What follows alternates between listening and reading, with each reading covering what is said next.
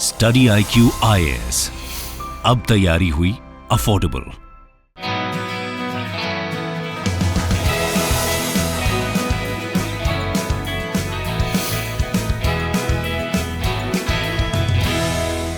नमस्कार, मैं दिव्यांशी और मेरे साथ आज इस इंटरव्यू सेशन में जुड़े हैं त्रिपुरा से हन्ननूर रहमान जी, जिन्होंने Tripura sub inspector examination 2021 clear किया है एंड ये सिक्योर्ड रैंक 4। स्वागत करती हूँ हन्ननूर जी आपका स्टडी IQ पर और ढेर सारी बधाई for clearing this examination. Thank you ma'am. Hannanur ji, जैसे हमने सभी को बताया कि आपने सब इंस्पेक्टर एग्जामिनेशन में रैंक 4 हासिल की है। सबसे पहले मैं आपकी प्रतिक्रिया जानना चाहूंगी। आप जब आपने देखा लिस्ट में नाम है और वो भी रैंक 4, कोई भी एग्जामिनेशन क्लियर करना एक बात है, लेकिन उस एग्जामिनेशन में टॉप स्लॉट पे नाम बनाना एक बहुत ही अनोखी और अलग। तो मैं इस पे जानना चाहूंगी, वो फीलिंग संग डाउन होगी कि रैंक 4 आई है? यस मैम, जब प्रिपरेशन कर रहा था तब लग रहा था कि 11 सीट था जनरल का, तब लग रहा था कि एक सीट मिलेगा, लेकिन जब मैं लिस्ट देखा तो रैंक 4 आया, तब उसका खुशी कुछ अलग था। मैं आपको शायद वर्ड्स में अभी बयान नहीं कर सकता, लेकिन रैंक 4 जो है मुझे वो मायने रखते हैं बहुत मेरे लिए। सो हन्ननूर, स्टार्टिंग आपने से जैसे बताया कि 11 सीट्स थी सिर्फ और उस जनरल के लिए, और उसमें एक जगह बनाना एक बहुत ही अलग बात थी। लेकिन सबसे पहले मैं चाहती हूँ हन्ननूर, आप थोड़ा सा अपने बारे में बताएं, थोड़ा बैकग्राउंड के बारे में बताएं, फिर हम चर्चा करेंगे ये जो प्रोसेस होता है एग्जामिनेशन उसको कैसे अप्रोच करना है। तो हन्ननूर आप बताएं। मेरा नाम हन्नानुर रहमान है और मैं विशालगढ़ त्रिपुरा से बिलोंग करता हूँ। मैं मेरा स्कूलिंग विशालगढ़ से किया, उसके बाद मैं त्रिपुरा इंस्टीट्यूट ऑफ टेक्नोलॉजी से बी इन सिविल इंजीनियरिंग किया। उसके बाद मैंने मेरा एमटेक कंप्लीट किया NIT अगरतला से।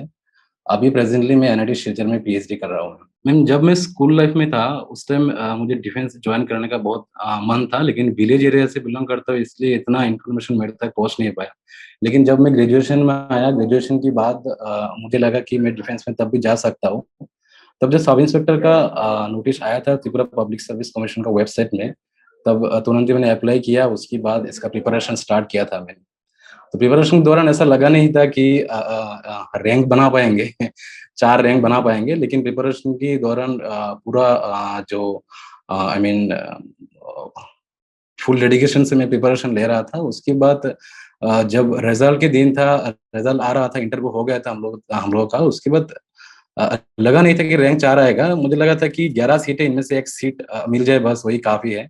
लेकिन जब रैंक देखा मैं 4, तो मतलब उस टाइम का जो खुशी है मैं शायद अभी आपको वर्ड में बता नहीं पाऊंगा।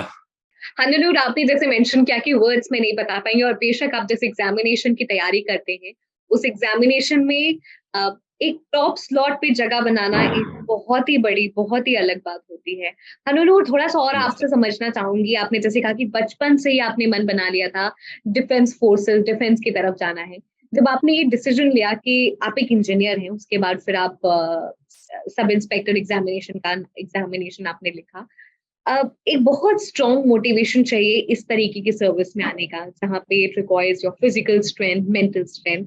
तो what was the driving force जो हमेशा आपको मोटिवेट रखा कि एग्जामिनेशन, हमें इसी तरीके की सर्विसेज ज्वाइन करनी है, और इसलिए आपने एग्जामिनेशन लिखा? मैम, जब स्पेशली जब मैं देखा कि कोरोना के टाइम में जो पुलिस फोर्स है हम लोग का, त्रिपुरा पुलिस जैसे उस टाइम में कंट्रोल करता, मतलब सिचुएशन को कंट्रोल कर रहा था। उसके बाद थोड़ा इसके ऊपर इंटरेस्ट और बढ़ गया कि मैं डिफेंस में तो ज्वाइन कर लूंगा, लेकिन शायद मैं स्टेट को सर्व नहीं कर पाऊंगा, कहीं मैं और डिफेंस की जो ब्रांच है वहाँ चला जाऊंगा। तो इसके लिए मैं मुझे लगा कि त्रिपुरा पुलिस में मैं आऊंगा तो ऐसे ही जैसे अभी पुलिस काम कर रहे हैं कोविड टाइम में, या कोई भी ऐसा सिचुएशन जिसमें पुलिस बहुत अच्छी तरीके से काम कर रहे हैं मेरी आंखों के सामने मैंने देखा, तो मुझे लगा कि मैं त्रिपुरा पुलिस ज्वाइन करूंगा तो मुझे शायद मेरा जो त्रिपुरा है वहाँ पे सर्व करने का मौका मिलेगा। ऐसे ही एक दिन मैं भी लोगों की मदद कर पाऊंगा। वही मेरे लिए बहुत सबसे बड़ा मोटिवेशन था उस टाइम पे, जब कोविड के टाइम में उस टाइम नोटिफिकेशन भी निकला था। मैं हनुनूर, जो सपना था कि अपने स्टेट में रह के सर्व करना है, वो सपना आपने पूरा किया इस एग्जामिनेशन को क्लियर करने के बाद। हनुनूर, थोड़ा सा और जानना चाहेंगे, जब एग्जामिनेशन लिखा, आप एक सिविल इंजीनियर हैं और आप टोटली डिफरेंट फील्ड में जा रहे हैं, जो कि आपके सिविल सर्विस से जुड़ा हुआ है। ये जो हाँ। ट्रांजिशन है, इसको आप किस तरीके से इम्बाइब करते हैं, और आगे बहुत सारी चीजें चेंज होंगी, तो how do you see it? Yes ma'am. Ma'am जब मैं इंजीनियरिंग में था तब मैंने देखा जो इंजीनियरिंग का वोकेशनल नॉलेज है वो शायद मेरा डिफेंस में काम नहीं आएगा, लेकिन इंजीनियरिंग पढ़ते वक़्त जो मैंने मैनेजमेंट सीखा उस टाइम में जो सॉफ्ट स्किल सीखा, उससे बहुत मदद मिल सकता है इस सर्विस में। तो जो एडमिनिस्ट्रेटिव सेक्शन है उसमें बहुत मतलब वो मदद मिलता है, जो भी कंप्यूटर स्किल या अभी कोई स्पेशल स्किल, साइबर स्किल होता है, ऐसे मैंने बहुत जो 1 मंथ का वोकेशनल ट्रेनिंग है वो भी किया था। तो उससे मुझे बहुत मोटिवेशन भी मिला और मुझे लगा था ये जो नॉलेज मैंने एक्वायर किया मेरा ग्रेजुएशन में, apart from this civil engineering subject, मैं उसको बहुत अच्छी तरीके से किसी भी डिफेंस फोर्स में अगर मैं जाऊँगा तो उसको अच्छी तरीके से यूज़ कर पाऊँगा। हनीनूर, एक बार जब आपने दिमाग में बना लिया कि इस एग्जामिनेशन को लिखना है और कैसे एग्जामिनेशन को समझा, कैसे जाना? क्योंकि मुझे लगता है जब आप एग्जामिनेशन को समझ लेते हैं तो प्रिपरेशन थोड़ी आसान हो जाती है, एक डायरेक्शन मिल जाता है। मैम इसमें जो स्टेप था 3 स्टेप था इसमें। पहले तो फिज़िकल हम लोगों का कंडक्ट किया गया त्रिपुरा पुलिस के द्वारा। उसके बाद रिटन एग्ज़ाम हुआ हम लोगों का, उसके बाद इंटरव्यू हुआ।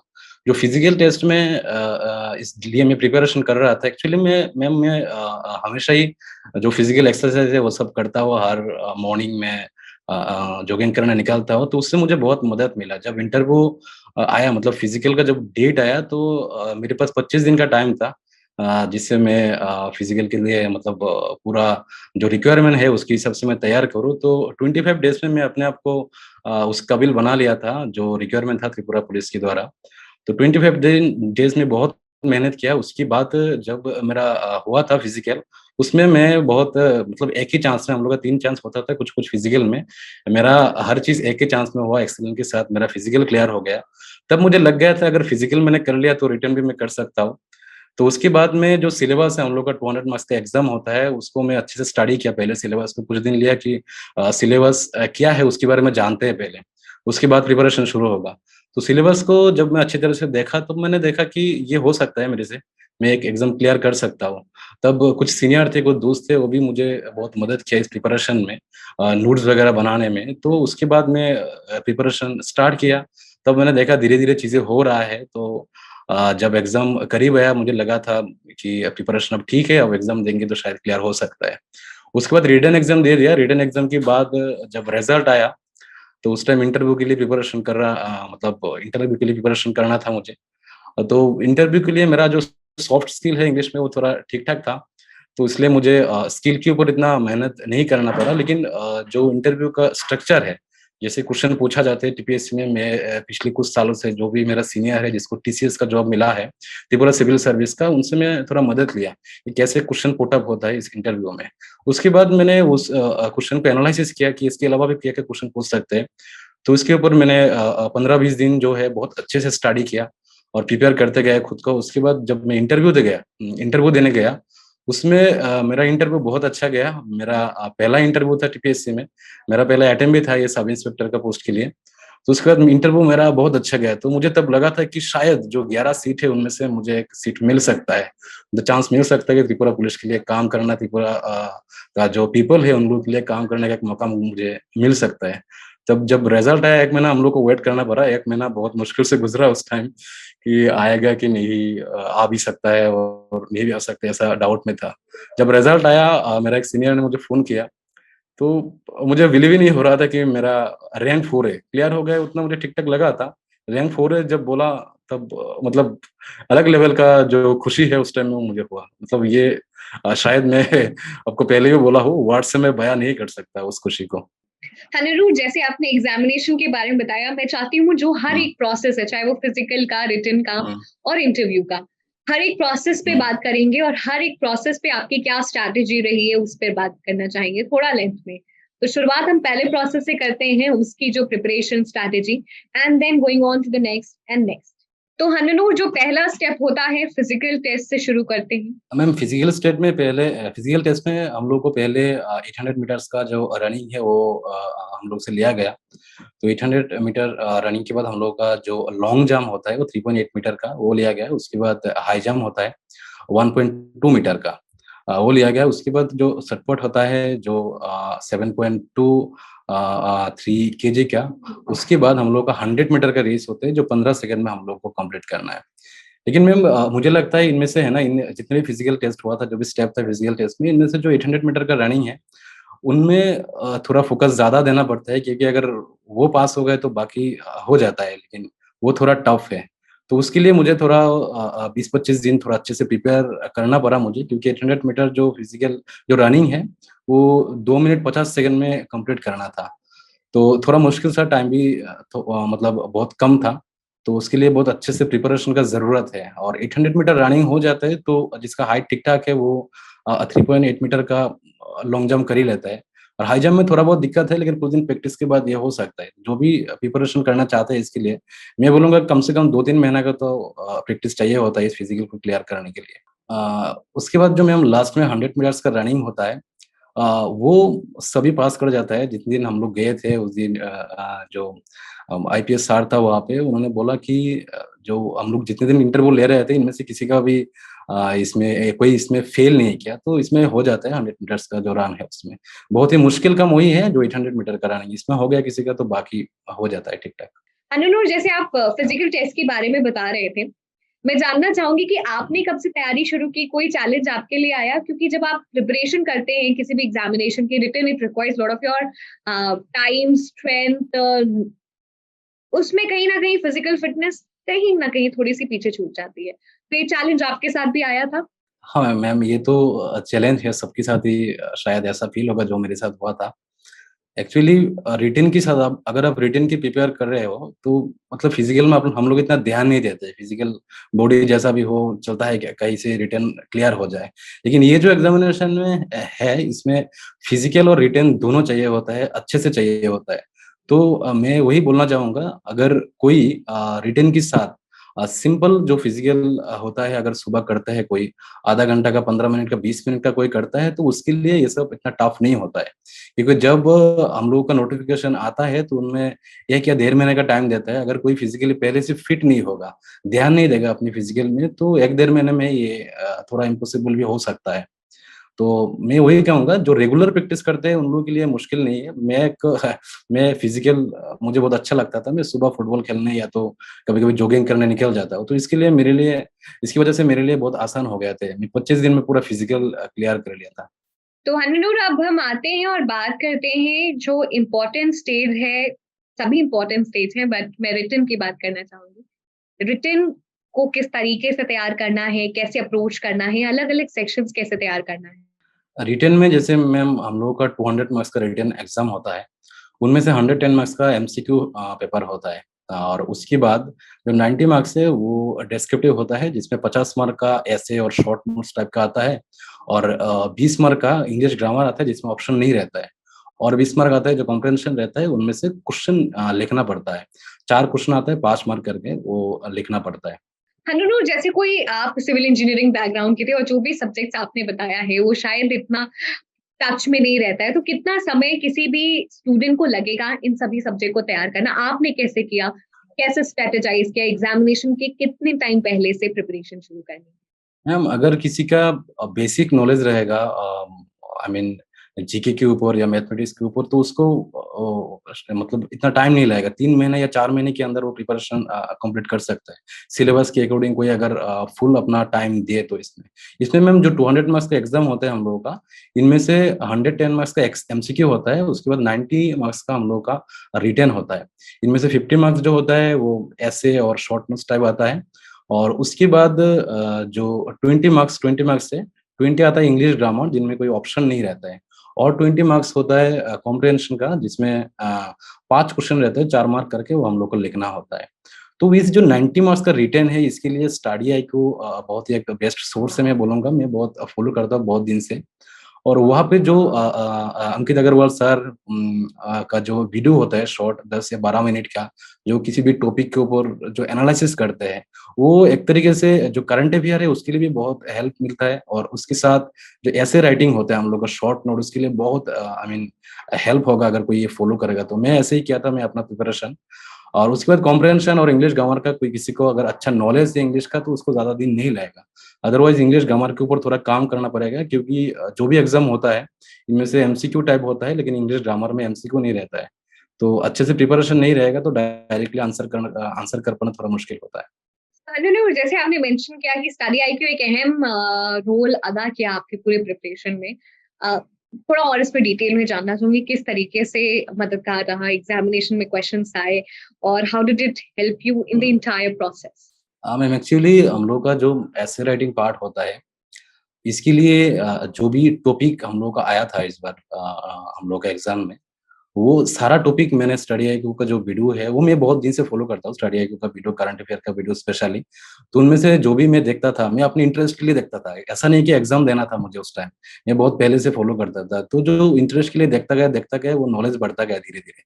तो एक तरीके से करंट अफेयर में भी काम आ गया और आराम से मैं इससे जो एसे राइटिंग है, वो भी लिख पाया। और इसके साथ मैं बोलूँगा स्टडी आईक्यू का जो 10,000 एमसीक्यू का सीरीज़ है बिपिन गौर सर का, डॉक्टर बिपिन गौर सर का, उनका सीरीज एमसीक्यू के लिए बहुत अच्छा रोल प्ले करेगा अगर कोई वो वीडियो देखेगा। मैं मतलब बहुत देखता हूँ स्टडी आईक्यू का वो एमसीक्यू सीरीज, और साथ ही साथ में जो करंट अफेयर का जो गौरव गर्ग सर का जो करंट अफेयर का वीडियोस होता है, वो तो मैं क्या ही बोलूँ, वो कोई कर लेगा। तो एमसीक्यू के लिए, आई मीन जो करंट अफेयर है उस पार्ट के लिए किसी को और कहीं ध्यान देना कभी नहीं पड़ेगा। अनु, हमें बहुत खुशी है कि हम आपकी सक्सेस स्टोरी का हिस्सा बन सके। जैसे हम रिटन की बात करें, तो रिटन पे थोड़ा सा और बात करना चाहूंगी। जो पेपर है वो ऑब्जेक्टिव और सब्जेक्टिव दोनों में बटा हुआ है, तो ऑब्जेक्टिव किस तरीके से करना है, सब्जेक्टिव के लिए क्या अप्रोच अपनानी चाहिए? मैम जो एमसीक्यू था 110 मार्क्स का, ये बटा हुआ था। इनमें से 50 मार्क्स का तो जीके के ऊपर आता है, जीके करंट अफेयर के ऊपर, और बाकी 20-20 करके 3 सेक्शन आता है, जिनमें से साइंस होता है 20 मार्क का, और कंप्यूटर होता है 20 मार्क का, और 20 मार्क का मैथमेटिक्स होता है। तो मैं बोलूँगा जो साइंस का एमसीक्यू है, वो तो बिपिन गौर सर का वीडियो कोई देखेगा तो आराम से, कोई दिक्कत नहीं है, उसको हो जाएगा आराम से। और उसके साथ जो 50 मार्क्स का जो जीके है, वो हर जगह से पूछता है, जो फुल सिलेबस, उसका कोई डेडिकेटेड सिलेबस भी नहीं है, बस ऐसे जीके करंट अफेयर बोल देता है सिलेबस में। लेकिन हर जगह से, जैसे कि आर्ट एंड कल्चर हो गया, इंटरनेशनल अफेयर हो गया, हर जगह से पूछते हैं। तो उसके लिए मैंने जो फॉलो किया था, वो गौरव गर्ग सर का जो करंट अफेयर है, उसको अच्छे से देखा, और स्टडी आईक्यू का जो वीडियो मैं बहुत दिन से देखते आया, उसमें उनमें से मुझे स्टैटिक जीके और करंट अफेयर के लिए भी बहुत मदद मिला। और साथ ही साथ बिपिन गौर सर का जो 10,000 एमसीक्यू है, उनमें से जो जीके का क्वेश्चन था, वो उस 50 मार्क्स का जो सेक्शन है, उनमें बहुत हेल्प मिला मुझे। हन्नूर, हमने एग्जामिनेशन के बारे में बात की और काफी लेंथ में चर्चा की। हम सेशन के एंड में हैं, आप सभी के लिए कुछ फाइनल टिप्स सजेशन देना चाहेंगे? मैं यही बोलना चाहूँगा, कोई भी अगर टीपीएससी सब इंस्पेक्टर का प्रिपरेशन करना चाहता है, तो उसको पहले अपने फिजिकल हेल्थ के ऊपर थोड़ा ध्यान देना होगा, क्योंकि जब भी रिक्रूटमेंट आएगा, उस टाइम में फिजिकल हेल्थ के ऊपर ध्यान देगा तब नहीं होगा। तो पहले से ही ये सब चीज़ें माइंड में रखना पड़ेगा कि मैं ऐसा का एग्ज़ाम दूँगा, तो फिजिकली मुझे फिट रहना होगा हमेशा। उसके लिए जो भी फिजिकल एक्सरसाइज़ है, उसको हर दिन करना पड़ेगा। और उसके साथ जो फिजिकल हो गया, उसके बाद जो रिटन आएगा, रिटन में ऑब्वियसली आपको उस लेवल का नॉलेज चाहिए होगा, क्योंकि सीट बहुत कम निकलते हैं, और इसके हिसाब से प्रिपरेशन और कंपटीशन भी बहुत हाई जाता है हमारा यहाँ पे। तो इसके लिए मैं बोलना चाहूँगा, कोई भी अगर रिटन के लिए प्रिपरेशन करना चाहता है, तो उसको पहले से ही स्टडी क्यू का मदद ले सकता है, कि बहुत सारा स्टैंडर्ड बुक्स आता है, उसका मदद ले सकता है, जो रिटन है उसके लिए प्रिपेयर करने के लिए। उसके बाद अगर रिटन हो गया किसी का, तो पर्सनल टेस्ट के लिए एक्चुअली पर्सनालिटी जो है अपने आप बिल्ड होता है, कोई 1 या 2 दिन में वो नहीं कर पाएगा, अपने अंदर इतना चेंज नहीं ला पाएगा। तो पर्सनालिटी टेस्ट के लिए आपको पहले से ही उसके ऊपर ध्यान देना होगा, जैसे कि प्रोफिशिएंसी आपका इंग्लिश थोड़ा अच्छा होना चाहिए उस इंटरव्यू में, और क्योंकि ये एक ऑफिसर का पोस्ट है, जैसे कि सब इंस्पेक्टर, तो इसके लिए इंग्लिश प्रोफिशिएंसी अगर किसी का ठीक है, तो उसके बाद अपना बॉडी लैंग्वेज पे उसको ध्यान देना होगा थोड़ा। और ये सब ठीक है, तो उसको बस प्रैक्टिस का ज़रूरत है। किस लेवल का क्वेश्चन पुट अप होता है इंटरव्यू में, उसके ऊपर बेस करके उसको थोड़ा प्रैक्टिस करना होगा उस इंटरव्यू को। अगर कोई अच्छे से 15-20 दिन भी इंटरव्यू के लिए प्रैक्टिस करेगा, तो उसका निकल सकता है interview. Thanks a lot Hannur for joining us in this interview session. पूरी टीम की तरफ से ढेर सारी शुभकामनाएं। We wish you good health, good luck. Thank you. Thank you ma'am. Study IQ IAS, अब तैयारी हुई अफोर्डेबल।